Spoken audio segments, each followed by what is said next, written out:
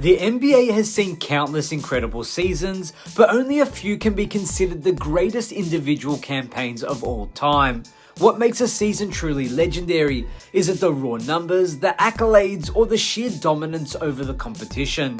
Today we're breaking down the top 10 individual seasons in NBA history, and trust me, some of these numbers are worth revisiting.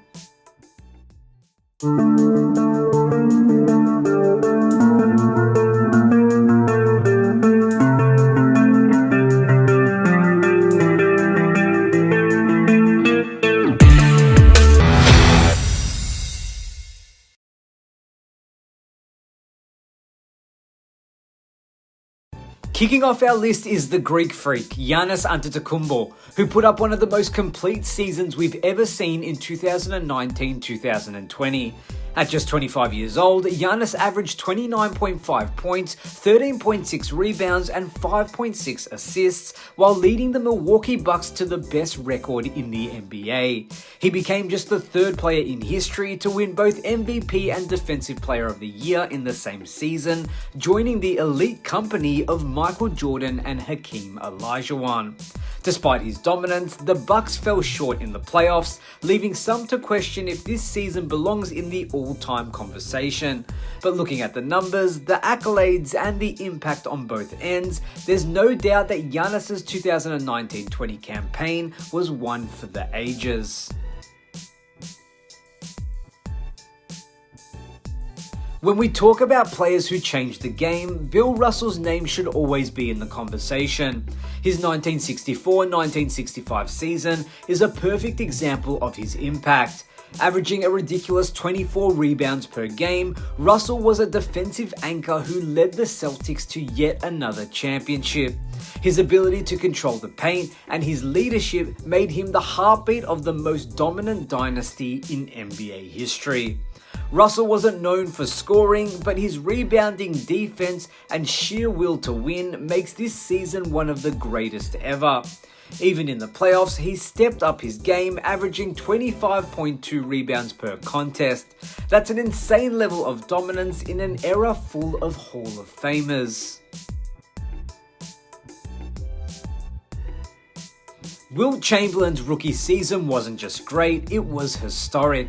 Imagine coming into the league as a 23-year-old and immediately averaging 37.6 points and 27 rebounds per game. That's exactly what Wilt did in 1959 and 1960. Not only did he win MVP and Rookie of the Year, but he also led the league in scoring and rebounding. Despite putting up these unreal numbers, his Philadelphia Warriors fell to Bill Russell's Celtics in the playoffs. But this season was a sign of things to come, as Wilt went on to rewrite the NBA record books throughout his career.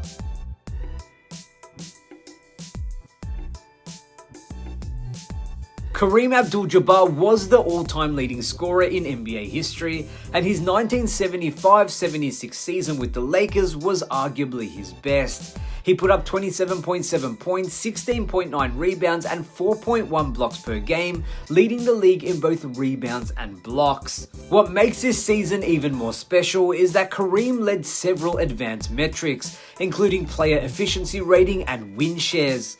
While the Lakers weren't championship contenders that year, individually, Kareem was simply on another level.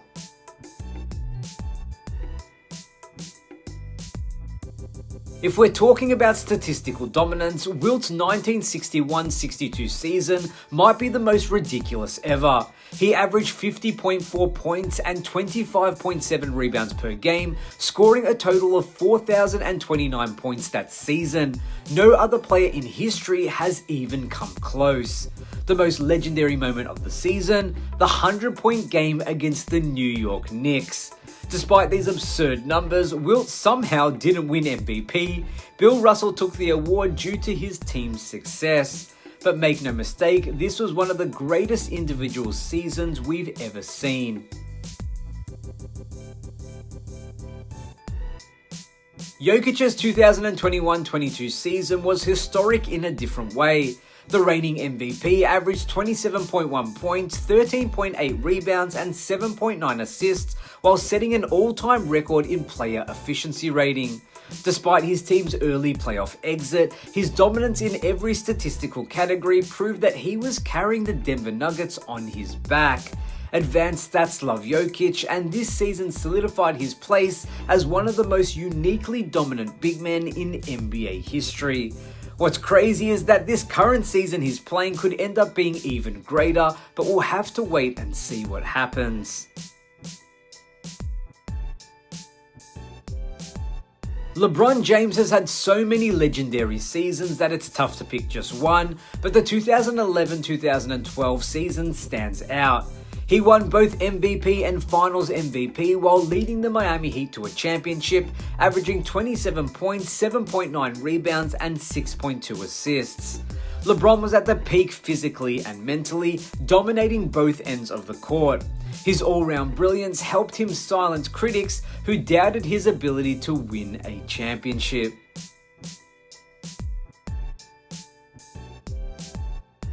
Jordan's 1995-96 season was something else.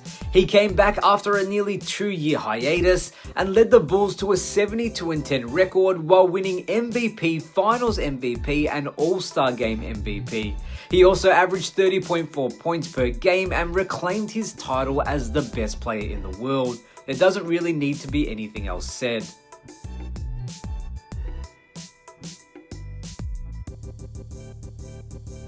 Winning both MVP and Defensive Player of the Year in the same season, only a few players have done it, and Jordan in 1987-88 was the most dominant two-way player ever. Averaging 35 points per game while locking down his opponents made this season absolutely historic. We've already covered one great MJ season, but out of all the great seasons of Jordan's career, it's hard to go past 1987-88, where he reached a pinnacle of two-way impact that may not have been seen since. And at number 1, we have the most dominant season ever. Shaq was unstoppable in 1999-2000, winning MVP, Finals MVP, and leading the Lakers to a title. 29.7 points, 13.6 rebounds, and 3 blocks per game. It was seasons like this in the modern era that made many people believe Shaq was perhaps the most dominant force the league has ever seen, because even a double or triple team didn't work. He put together just about a perfect season, and it was evident that no one could really stop him. So there you have it, the top 10 individual seasons in NBA history. But we want to hear from you guys. Which season do you think is the greatest, and did we leave any seasons out that we should have included? Let me know in the comments below, and if you enjoyed this video, don't forget to like, share, and subscribe for more upcoming videos and NBA content. My name is Damian Peters, this is Basketball Network. As always, thank you so much for watching, and we'll see you next time.